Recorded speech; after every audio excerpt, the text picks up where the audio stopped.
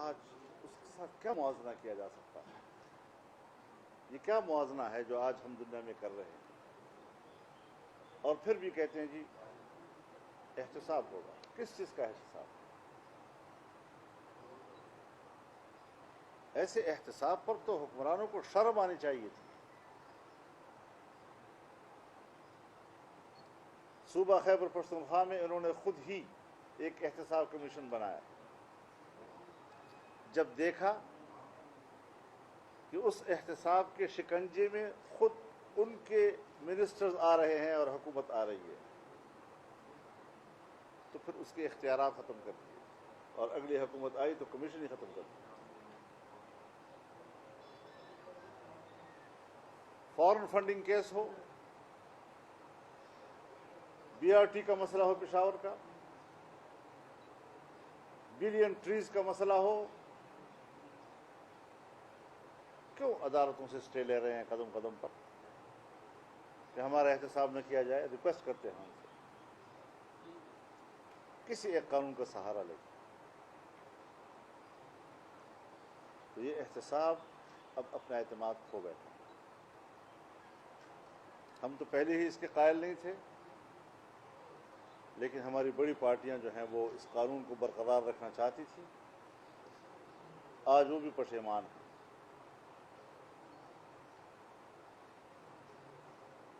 ایسی صورتحال میں ایک قومی یکجہتی کی ضرورت ہے. ہم نے کرونا کی عالمی وبا کی وجہ سے جس فراخ دلی کا مظاہرہ کیا اور ہم نے انتظامیہ کے ساتھ تعاون کا ہاتھ بڑھایا،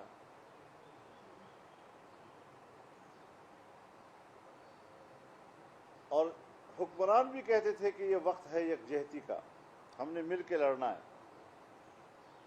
لیکن ان حالات کے اندر غیر متنازع ایشوز کو، غیر متنازع معاملات کو دوبارہ متنازع بنانا، جیسے 18ویں ترمیم کا مسئلہ لے آئے، NFC ایوارڈ کا مسئلہ لے آئے. اب 18ویں ترمیم ان ایک آدھ ترامیم میں سے ایک ترمیم ہے جو بالکل ایوان کی متفقہ ہے. آج اس کو متنازع بنایا جا رہا ہے. پھر صوبوں کے اندر ایک ارتعاش آئے گا، پھر وہاں پر محرومی کے احساسات اٹھیں گے. اور جبکہ آئین کہتا ہے کہ NFC ایوارڈ کے تحت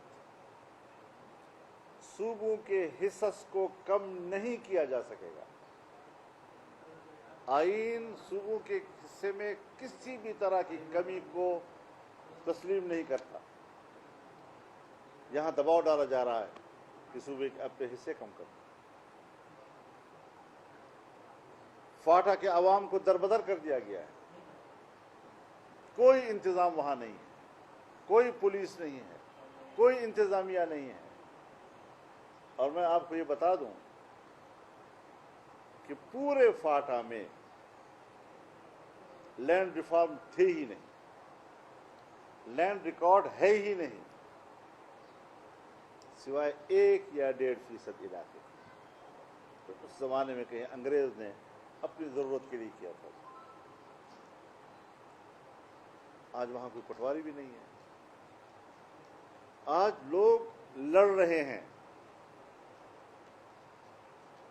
جنوبی وزیرستان میں قومیں ایک دوسرے کے سامنے آ گئی، شمالی وزیرستان میں آ گئی، کرم ایجنسی میں آ گئی، خیبر ایجنسی میں لوگ آ گئے ایک دوسرے کے مقابلے میں. یہی وجہ ہے کہ آپ نے ضم کر دیا. وہاں پر ان کا جو پرانا قانون تھا FCR کا وہ ختم ہو گیا ہے، نیا نظام موجود نہیں ہے، اور قبائل جو ہیں وہ ایک دوسرے کے خلاف سفارہ ہو گئے ہیں. یہی وجہ ہے کہ وہاں زمین کی تقسیم کا سسٹم ہی موجود نہیں ہے. کبھی اس کو کیا عنوان دیا جا رہا ہے، کبھی کیا عنوان دیا جا رہا ہے. یہ تو پھر اس کا صاف مطلب یہ ہوا کہ مملکت کی بقا کا سوال پیدا ہو گیا.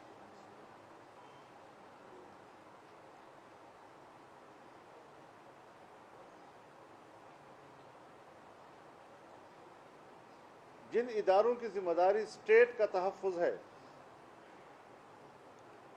مشکل یہ ہے کہ ان کی تربیت اس طرح ہوئی ہے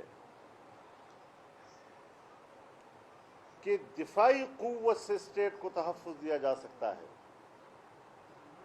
جبکہ میں کہتا ہوں کہ دفاعی قوت ہر چند کے ناگزیر ہے، لیکن آج معیشت کی تباہی اور اس کا جو سٹیپ ڈاؤن ہوا ہے وہ ریاست کے لیے خطرہ بن گیا ہے۔ یہاں پر ریاست کی حفاظت کی ذمہ داری کس کی ہوگی؟ اس کا ذمہ دار کون ہوگا؟ تو یہ وہ ساری انتہائی اہم امور ہیں۔ نئے حالات میں آپ کے پاس سوالات ہوں گے، آپ پوچھ سکتے ہیں انشاءاللہ۔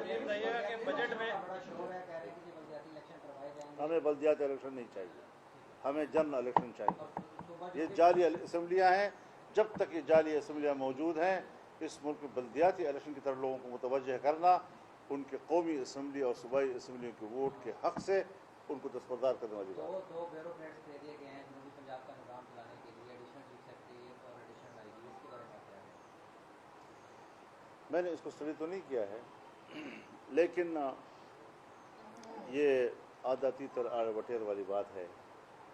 ایک تاثر دے رہے ہیں کہ جیسے ہم نے جنوبی پنجاب کو بڑی اہمیت دی ہے، لیکن میں نہیں سمجھتا کہ جو یہاں کی پبلک کا ڈیمانڈ ہے یہ اس ڈیمانڈ کو پورا کرتا ہے یا اس سے یہ لوگ مطمئن ہو سکتے ہیں۔ مولانا صاحب یہ بتائیے کہ آٹا چور، چینی چور، آئل کی چوری اور آئی پی پیز کی چوری اور بجلی کی مہنگائی، ساری چیزیں جو ہیں یہ حکومت کی کیبنٹ میں بیٹھے ہوئے مخصوص لوگ جو ہیں اس میں ملوث ہیں، لیکن اس پر کوئی ایکشن نہیں لیا جا رہا اور نہ ہی اپوزیشن اس پر کوئی مضبوط آواز اٹھا رہی ہے۔ بہت اچھی بات آپ نے کی ہے، بڑے آسان ایک فارمولہ آپ نے دے دیا ہے۔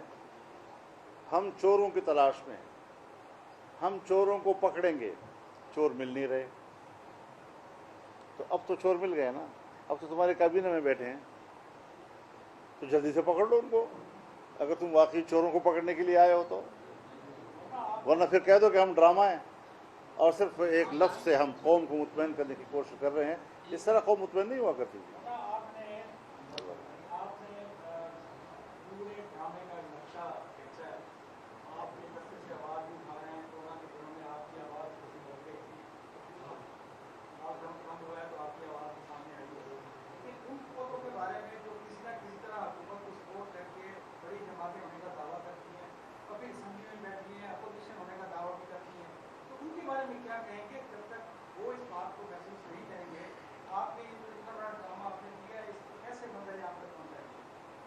یعنی آپ کا مطلب یہ ہے کہ معاملہ دونوں طرف سے خراب ہے۔ حکومت کو سپورٹ کرنے والے بھی ڈاواڈول ہیں اور اس کو اپوز کرنے والے بھی ڈاواڈول نظر آ رہے ہیں۔ میرے خیال میں یہاں پر اب درمیانی راستہ اختیار کرنے کا کوئی اب جگہ نہیں رہی ہے، گنجائش ہی نہیں ہے۔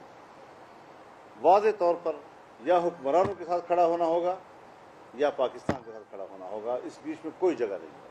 اچھا مولانا آپ نے کہا تھا بس اسپیچ سنتے رہو اور اس سے پیٹ بھرتے رہو، بس ختم ہو گئی بات۔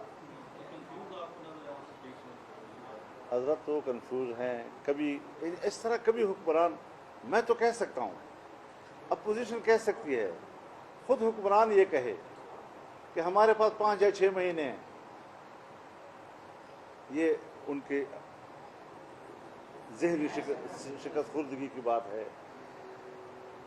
پھر اگلے دن کہے کہ خبردار اگر کسی نے -1 کی بات کی۔ کبھی کچھ کہتے ہیں، کبھی کہتے ہیں میری کرسی مضبوط نہیں ہے، یہ اللہ کی لین دین ہے، جو اللہ دیتا ہے تو دیتا ہے، لے لیتا ہے تو لے لیتا ہے۔ کبھی کہتا ہے جی کہ میں ہٹوں گا تو لوگ احتساب کریں گے اس کا۔ تو اس طرح حکومتیں نہیں چلتی جی، یہ ان کے اپنے اضطراب اور اپنے تذبذب کی علامت ہے، اس سے زیادہ کچھ نہیں۔ مولانا آپ نے کہا تھا دھرنے کے دنوں میں آپ کے جو لوگ جو وعدے کیے گئے تھے آپ کے ساتھ وہ پورے نہیں ہوئے، یہ آپ وہی صحافی تو نہیں جس نے وہاں سوال کیا تھا؟ میرے خیال میں آپ اگر صحافی ہیں تو آپ کو سمجھ لینا چاہیے कि मैं आपको वहाँ पूरा जवाब दे चुका था। नहीं, आपने कहा था कि बहुत जल्द उनका नाम लेंगे अभी प्रेस कॉन्फ्रेंस वही कह रहा हूँ ना, बहुत सी कुव्वतें हैं, तो मैं अर्ज कर रहा हूँ ना कि मैंने आपको उसी जुमले में पूरा जवाब दे दिया था, लेकिन मेरे ख्याल में आप लोग बाल का खाल उतारने के आदमी हैं।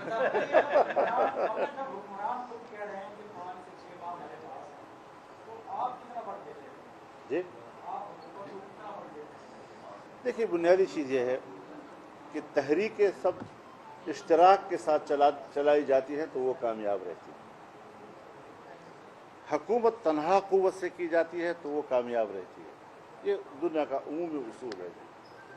मेरे ख्याल में अपोजिशन की बड़ी जमातें वो किरदार अदा नहीं कर सकी हैं कि जो हुकूमत को गिराने के लिए काफ़ी हों। सिर्फ अल्फाज की हद तक, पार्लियामेंट में तकरीर की हद तक, एक प्रेस कॉन्फ्रेंस की हद तक। लेकिन आप देखेंगे कि प्राइम मिनिस्टर का इलेक्शन हुआ तो बड़ी पार्टियां तकसीम, प्रेसिडेंशियल इलेक्शन हुआ तो बड़ी पार्टियां तकसीम, सेनेट चेयरमैन के खिलाफ अदम एतमाद आया तो उनके मेंबरान गए, आखिर वक्त तक हमें पता नहीं चल रहा था। एक्सटेंशन का मसला आया कानून साजी का तो उनका किरदार आपने देखा। ये कमज़ोर किरदार हमेशा हुक्मरानों को तक़वियत देता है, और ज़ाहिर है कि अब पार्लियामेंट में तो बड़ी ताकत वो है। तो इस लिहाज से जब तक हम यकसू नहीं होंगे और एक प्लेटफार्म पर, एक पेज पर आकर एक ही बात नहीं करेंगे, और ये मद्देनज़र होगा कि मेरे तो केसेस हैं तो मैंने तो उसमें भी रियायतें लेनी हैं, मैंने तो उस मुश्किल को भी फेस करना है, तो फिर शायद हम उस तरह ख्वाहिशात के मुताबिक कौम को नताइज न दे सकें जिसकी कौम हमसे तवक्को रखती है। मौलाना साहब, ये फरमाइएगा कि जब बात आती है किसी कानून साजी की, जब बात आती है बजट की मंजूरी की, आप ही माजी में कहते रहे, सब कहते रहे कि वज़ीर-ए-आज़म को सिर्फ पार्लियामेंट के जरिए हटाया जा सकता है, ये धरनों के जरिए नहीं, जब इमरान खान साहब फैसला दे रहे थे तो अब एक मौका था कि वो चुप करके वो बजट भी मंजूर हो जाता है, सारे कानून भी पास हो जाते हैं, हुकूमत बगले में जाती है कि हम जीत के अपोजिशन मुँह देखती रह जाती है कि वोट पड़ गए। ये क्या नहीं, वोट तो उनके पास पूरे थे, मैं तो उसमें कभी वो नहीं, वो पूरे थे उनके पास। जी, बहरहाल मैंगल साहब ने छोड़ दिया उनको, और मेरी मालूमात या जहाँ तक मेरे साथ उनकी बातचीत हुई है वो अपने मौक़िफ़ में मजबूत नज़र आ रहे हैं। और अब है मसला दूसरी जमातों, काफ लीग हर मसले पर इख्तलाफ का इजहार तो करती है लेकिन उस तरफ बढ़ नहीं रही। MQM इख्तलाफ राय का इजहार करती है लेकिन उस तरफ बढ़ नहीं रही। GDA वाले इख्तलाफ राय की बात करते हैं लेकिन आगे बढ़ नहीं रहे हैं। तो मैं यही याद कर रहा था ना कि हुकूमत की साइड पर भी तज़ब्ज़ुब का शिकार है पार्टियाँ, और इख्तलाफ की साइड पर भी वो यकजहती मौजूद नहीं, अमली तौर पर, ज़हनी और फ़िक्री लिहाज से मौजूद, लेकिन अमली तौर पर वो यकजहती नज़र नहीं आई कि जिसकी वजह से आप जिस तरह आज़ादी मार्च को कामयाब देख रहे थे और जिस तरह कौम उसके एक नताइज की मुंतज़िर थी, तो उसमें ज़रूर वो मुश्किल सामने आई। हमने तो इसका परज़ोर अल्फाज में मज़म्मत की है। बड़ा एक नारवा किस्म का, दहशतगर्दाना किस्म का एक हरबा है, और ज़रूरत इस अमर की है कि ऐसे लोगों को जो मुल्क की मईशत के लिए बुनियाद और उसके लिए अहम होते हैं, उनका तहफ़्फ़ुज़ स्टेट की ज़िम्मेदारी है। सर, हुकूमत को गिराने के लिए माजी ईद के अंदर या शरीफ के अंदर आप कोई ना कोई लॉन्ग मार्च का इरादा रखते हैं, मज़ीद सारी अपोजिशन पार्टियों के साथ मिला के अगर हमारे से न पूछें ये बात, हम हर वक्त तैयार हैं। उनसे किसी को पूछ लेते जी।